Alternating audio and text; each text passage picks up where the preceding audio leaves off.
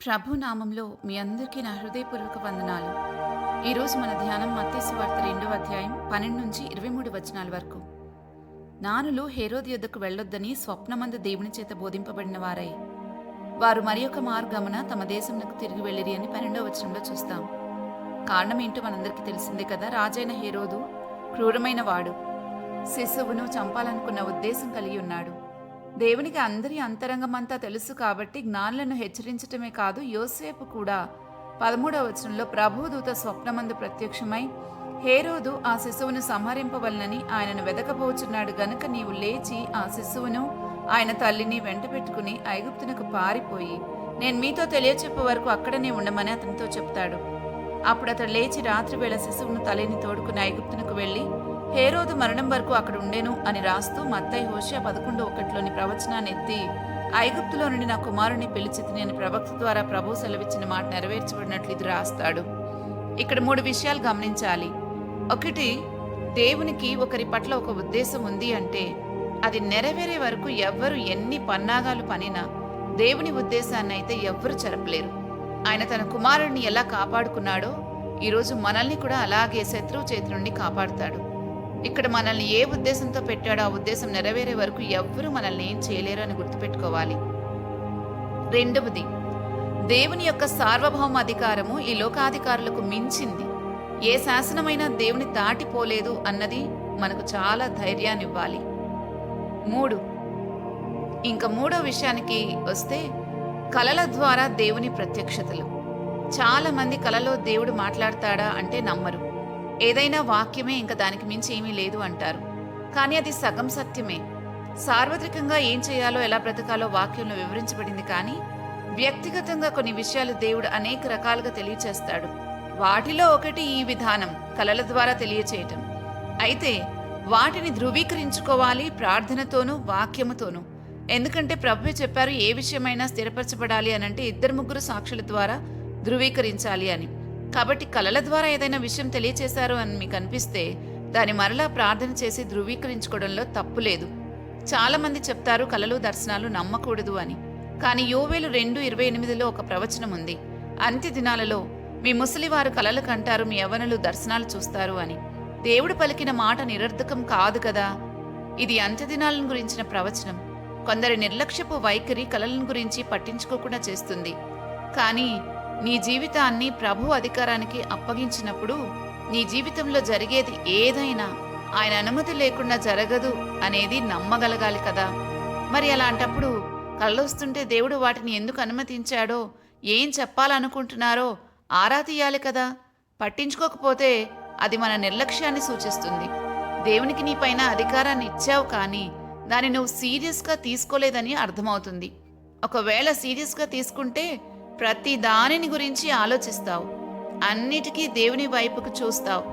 అలా చూడట్లేదంటే నీపై దేవునికి అధికారం మాట వరుసకే ఇచ్చావన్న విషయము నీకు తెలియకపోవచ్చు, కానీ దేవునికి తెలియకుండా ఉంటుందా మన నామకార్థపు స్థితి?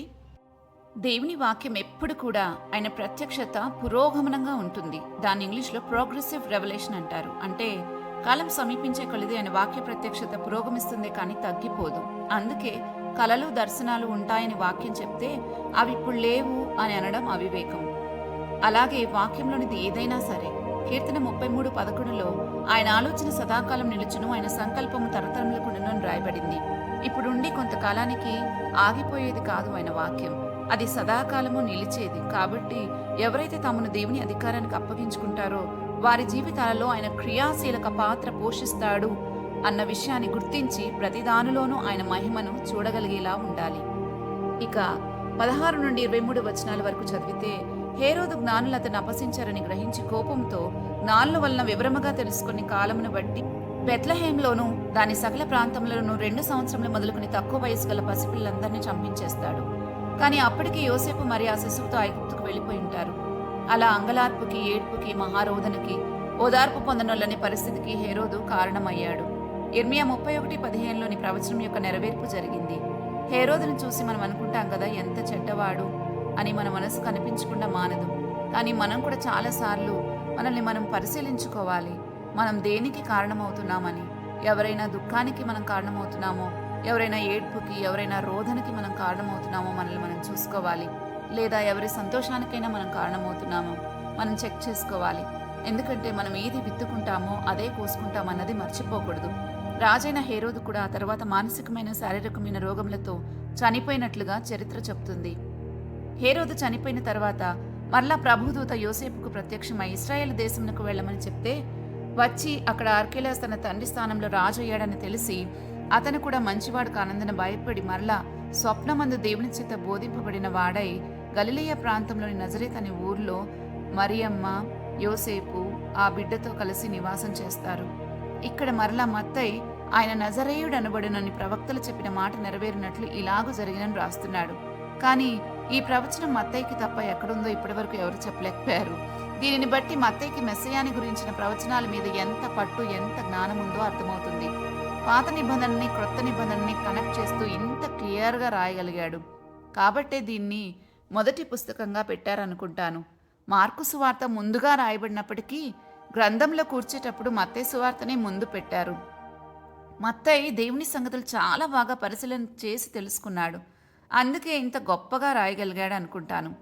అందుకే వాక్యం చెప్తుంది ఇర్మియా పుస్తకం 9:24లో, అతిశయించువాడు దేనిని బట్టి అతిశయింపవలనగా భూమి మీద కృపచూపుచు నీతి న్యాయములు జరిగించున్న యెహోవాను నేనేనని గ్రహించి నన్ను పరిశీలనగా తెలుసుకుంటున్న బట్టి అతిశయింపవలనని వాటిలో నేను ఆనందించువాడనని యెహోవా సెలవిచ్చుచున్నాడు అని రాయబడింది.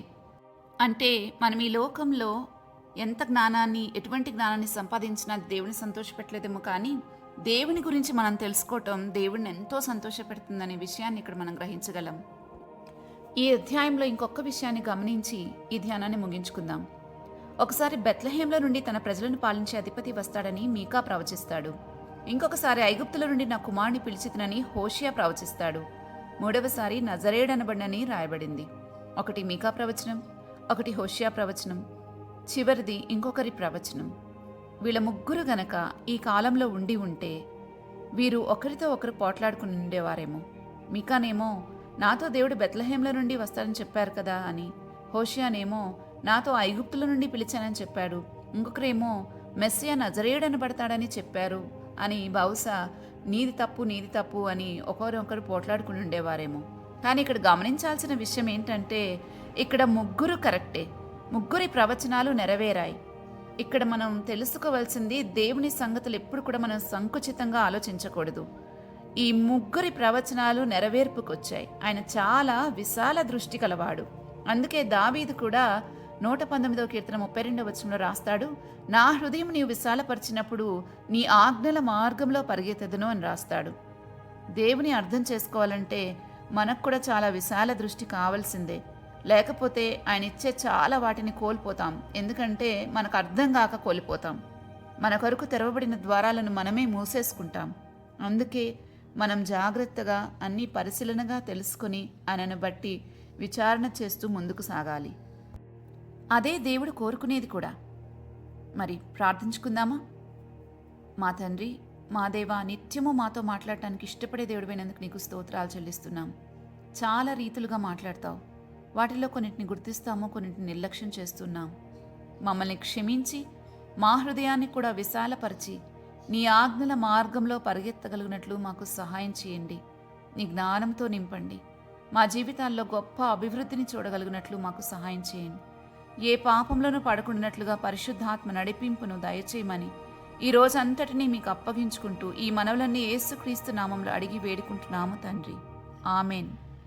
మరలా తిరిగి రేపు ఉదయం మత్తయి సువార్తలోని 3వ అధ్యాయంతో కలుద్దాం. అంతవరకు దేవుని కృప మనందరికీ తోడై ఉండునుగాక. ఆమెన్.